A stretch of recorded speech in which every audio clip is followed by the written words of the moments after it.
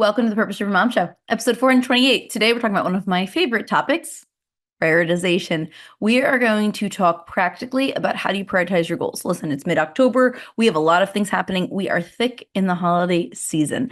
And I know how easy it is for everything to get off track and derailed, especially when now I need to think about the trunk or treat. Thanksgiving is coming. All of the December holidays are here. There's so many things happening.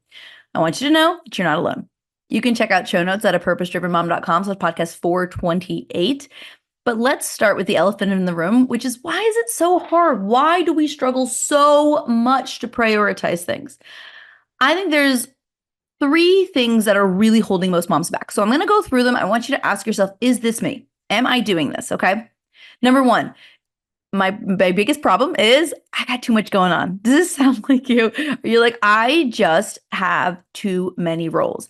I have to show up as mom. I have to show up as a partner if I'm married or in a relationship, a sister, a daughter, all of these things. And I get it. It's hard. I am constantly on the go. And I like my life a little bit busier, but it makes it really hard to decide what actually matters. When I am pulled in so many directions and everyone needs me, I often struggle to prioritize my goals first. And again, maybe this sounds like you. One of the things is that we are busy. And I think we just need to identify it. There seems to be this thing of like, let's pretend like we're not, right? Like, oh, you should just figure it out. You should just be motivated. You should just want to do it. No, I struggle to prioritize because there are a lot of things that are important that have to get done because I am not a one-dimensional character. I'm not on a TV show. This is not my fake life. This is real. And I just want to let you know, I get it. When you have multiple things, multiple projects, not only work and home, but the layers of all the things you have to do at work and all the things you have to do at home and all the other things you have to do for your kids. You know, it's September when I'm recording this, back to school season. I've been in school about a month now. The amount of, I was sitting there last night doing paperwork still and filling out forms and sending things in. And now my daughter wants to be in the orchestra and I have to think about all these things. That mental load of motherhood, it's real. And it does make it really challenging to prioritize things. And often, we talked about this a little bit last week with perfectionism and procrastination, but often this makes us put our goals to the back burner. This makes us take all of the goals we want and say, oh, well, I don't care about them. Now, the other thing, though, that I do think is holding us back is, yeah, I'm wearing multiple hats. Yeah, I have lots of things to do, so I don't know how to prioritize. But we also struggle to know how to prioritize because everything feels urgent and important. I'm going to talk about this when I give you some strategies and tips, including our quadrant brain dump that we do every week here at the Purpose Driven Mom Club, our thought catcher. But everything can't be important at the same level. I always give the example of glass and rubber balls. So if you've heard me talk about it, lean back in. If you've never heard me talk about it, let me explain. As moms, we're juggling balls all the time, right? We've got all the hats. Sometimes these balls are glass. If they fall, they will break. And sometimes they are rubber. And if they fall, they will bounce back. Because here's the thing. Most of the things we do in life are actually important, but they're not important at the same level. And I think when you're looking at everything as equal, right? The paperwork that I have to get filled out, it's important, but it's not as important as something else that might be on my list. When we're under this pressure to excel, right? That's really where it comes from. Moms have to just, we got to do all the things. We got to be amazing. We have to excel in every area, in all tasks at all times. It makes us feel like everything has to be equally important. And when we look at everything as equally important, we're doing ourselves a disservice because then we get back into that procrastination we talked about last week. We feel like we can't do anything because we don't know where to start because it all must get done. The third thing, and maybe you're doing this, again, think of these, am I just struggling to prioritize because I have too much going on? Am I struggling to prioritize because I feel like everything has to be done right now, right? It's urgent, whether it's an external pressure or an internal pressure making you feel that way. Or am I struggling to let things go? I have a process of blessing and releasing goals. Every single month when we meet in the Purpose Driven Mom Club, we do our planning. And when we're doing our planning for the next month, one of the things I ask my club members is, what are some goals that you might want to put off for the next month? What are some goals that you wanted to work on that maybe didn't happen that we're going to say, hey, thanks you for showing up goals, but we're ready to move to a new one. It's okay of letting things go. And I think that when we feel like we have to do everything at the same level, we then struggle when things don't happen, but we feel like we can't take it off our vision board, right? Well, I said that I was going to save this money this year, and I just can't let this goal go. So I'm going to keep focusing on it, even though maybe it's not the season, right? Maybe it's instead a season that I'm just trying to get my budget together. Well, I said I was going to go start this blog, but I haven't been able to do it because I have all these other things to do. Maybe it's just not the time. We avoid prioritizing anything sometimes because we don't want to let anything off of our plates. And I always say this, just because you have more things written down on your to-do list does not mean that you're actually more productive. It literally just means you wrote more things down. So if you're not actually planning out the things that matter, it's going to obviously be hard to prioritize them because everything is there and you don't know what to let go. When you're not prioritizing effectively, and I'm going to give you some strategies, so hang on with me, it's going to lead to burnout. It's going to lead to burnout. It's going to lead to overwhelm because you will be feeling like you're on that hamster wheel. When you spend time on these low priority tasks, they're not moving the needle, right? As much as I need to dust, like dusting is not going to move the needle in the long term of things. Do I still focus on getting it done? Once every 2 weeks, right? We'll get some dusting done, maybe. But I don't beat myself up for not doing it because I know it's not a top priority. And here's what I do want to say about the priorities. Know that your priorities are not my priorities. This is another thing that I think holds us back is that comparison of, well, I need to be doing these things. This is the way it should be. And then thinking, well, this person has this goal, so I should have this goal. And if I don't have this goal, then I'm failing. Again, that's not what it's about, right? Whatever you decide is maybe dusting is your priority right now. Maybe that is really important to you. You're working on house routines and things like that. That's just not the season I'm in, but it doesn't mean you shouldn't be in that season. So when you're really clear, we'll talk about vision setting, like when you're really clear on what you want, when it's time to prioritize, it's a lot easier for you to do. When you aren't prioritizing, though, you're going to be burned out. You're going to be overwhelmed. You're going to feel that resentful feeling because you're sitting there saying, oh, I wish I could. I wanted to do this summit and I saw all these people doing summits and I thought it would be great, but I never did. And now I'm just watching all of these people doing the thing I wanted to do because I didn't prioritize it. It also gives you this lack of progress on your goals. When you're spreading yourself too thin, it can really take a toll on moving any needles, which then makes you put your personal goals or business goals or any goals to the side because you feel like maybe you don't deserve it. Well, I didn't get my to-do list done, right? So therefore I shouldn't, we talk about that phrase, stop shoulding on myself. Therefore I shouldn't go exercise because that was important to me. And then we feel the guilt and then we feel the stress and it's this cycle. I'm never doing enough. I'm failing. I'm the worst. I can never take it, anything under control. I can't manage it. And so I can't manage it. So I'm just going to sit in that paralysis of do nothing. I'm going to turn on my Netflix show and I'm going to ignore it. That sound familiar? There are ways to prioritize everything you have to do, but I want to be clear. You're not going to get it all done. One of the biggest, for me, like that sigh of relief was when I stopped forcing myself to get everything done and instead said, I'm going to do what my priorities are for the moment and be proud of what I accomplished based on the day and how I was feeling and keep it moving. Okay. So what do we do? How do we prioritize? Like, great, I know this, Cara. Like, I'm in this zone. I don't prioritize. I'm struggling. Help, help, help. Okay, let's talk about it. I like to start with vision when we are defining what actually matters the most. I talked about the glass and the rubber balls, but I want you to think about the next couple months, especially with the holidays coming. All right.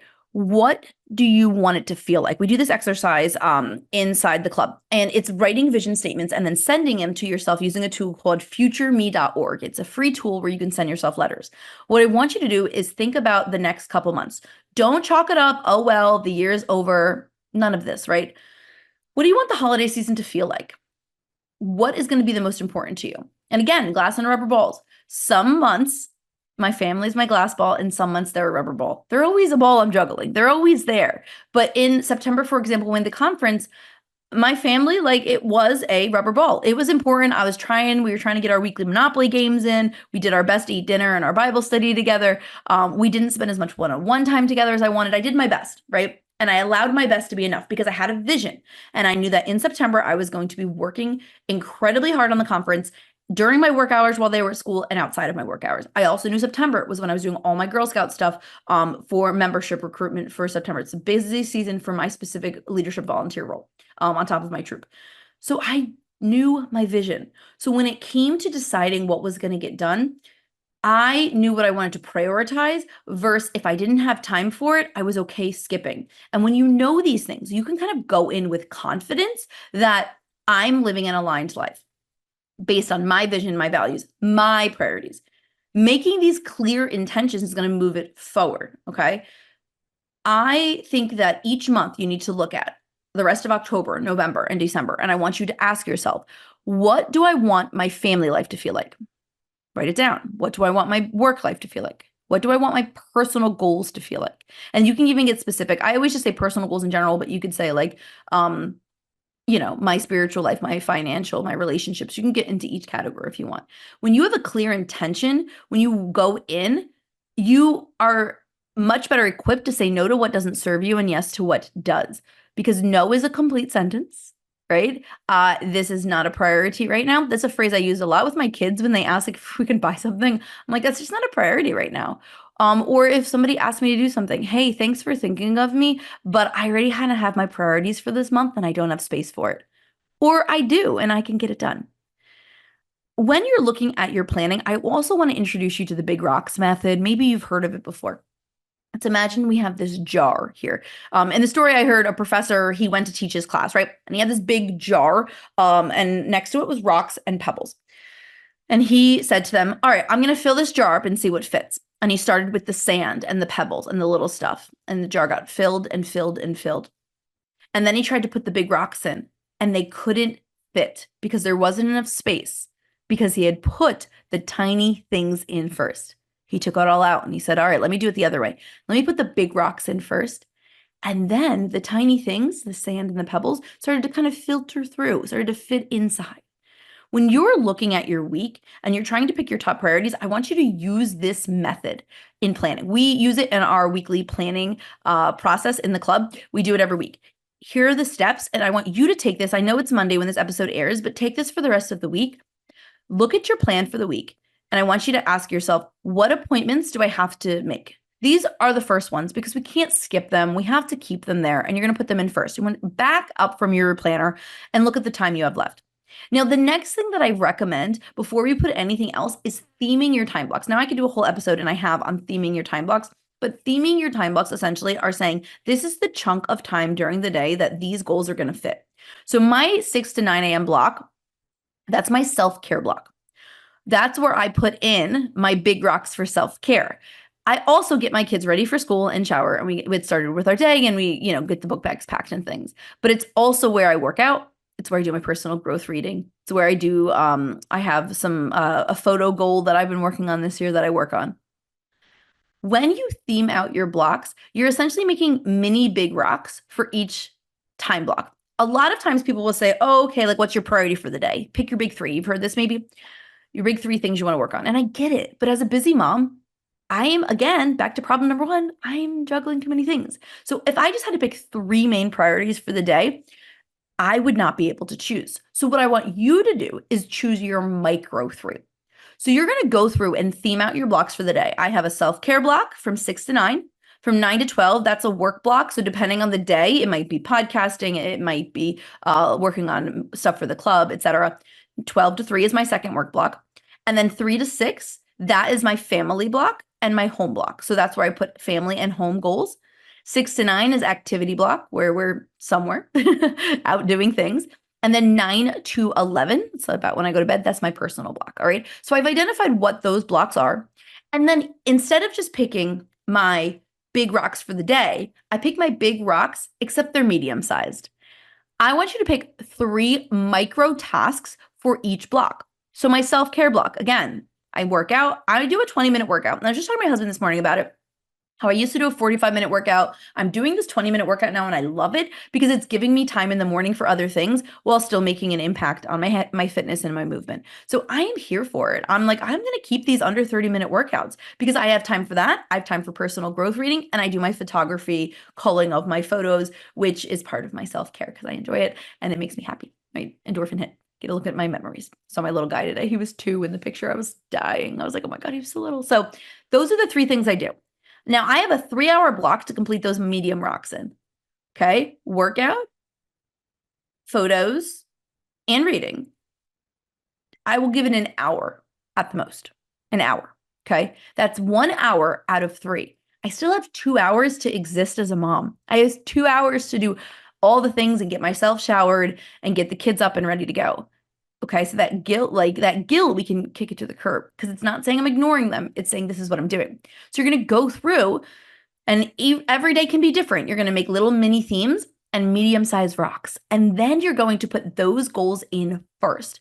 I mentioned Girl Scouts. It's a high time commitment volunteer activity for me because I not only run my troop, you've probably heard about this, but I run stuff on the leadership for my town. Okay. I spend hours every single week, probably 2 to 5 hours every week on Girl Scout stuff, depending on the week, sometimes more. So I have a Girl Scout block once a week. It's another hat that I'm wearing. And once a week, I give myself a 3-hour to 4-hour block that I'm working on Girl Scout stuff. Now, is it the only thing I'm working on? No, but it's what's happening. So it might be my 3 to 6. It might be my 6 to 9 during activity block, things like that. It allows me to prioritize what needs to happen for that specific time. You can't just look at your whole day and say all of it needs to get done because it does all look important. But when you look chunky little time blocks by chunky little time block, you are going to then start to put in your medium-sized rocks, right? Big rocks are your appointment. Your medium rocks are your micro priorities. Small, not huge. Small things you got to get done. And then your sand and your pebbles, right? The target runs and the phone calls, all those things, the paperwork you got to fill out. The other thing I want to suggest you do is use the Eisenhower matrix. We call it quadrant brain dumping in the Purpose Driven Mom Club. Maybe you've heard of the Eisenhower matrix. It helps you decide what needs to happen and what's the most important. So every week when I'm planning out my week, I do the process I just talked to you about with my weekly planning, and I also make a matrix. So think 4 boxes, 4 quadrants. I first write my to-do list out on a piece of paper or Trello, like all of it. I brain dump it. I don't qualify. I don't categorize. I just put it all down. Then, and I recommend you do this on a piece of paper and not in Trello and not typing, because if you physically fold your paper into quarters, you will run out of room. And if you run out of room, you will have to make decisions. I want you to also use a pencil so that you can move things. So I have my tiny tasks to-do list, right? My thought catcher for the week. I got 40 items on it or whatever it is. I need to put them each in one of these quadrants for the week. Now, this is important. You need to identify what your urgency is. My urgency is I'm going to do it for the week, right? Like by the end of the week, this is going to get done. And so inside of that, I will then take each task and I will place it into the appropriate quadrant. Again, in pencil, because I might change this. Here's what your quadrants are. Quarter 1 or Q1 quadrants, right? Q1 quadrants are the things that are urgent and important. Okay, these are the do it nows, is what we call them. These are things that need to be done by the end of the week, so they have a deadline and they're important. Like I got to fill out the paperwork, or my daughter cannot get her cello by Friday. Got to get it done. Okay. Q2, these are the do it laters.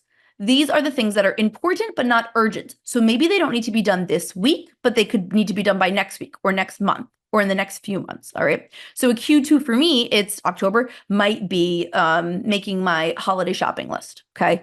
It's important, my gift list. It's important. I really want to get started on it so I can like get some deals now and things like that. But if I don't do it this week, it's not the end of the world. Q3, these are things that are urgent. They got to be done this week, but not important. Here's a caveat that you do. We call this the delegate.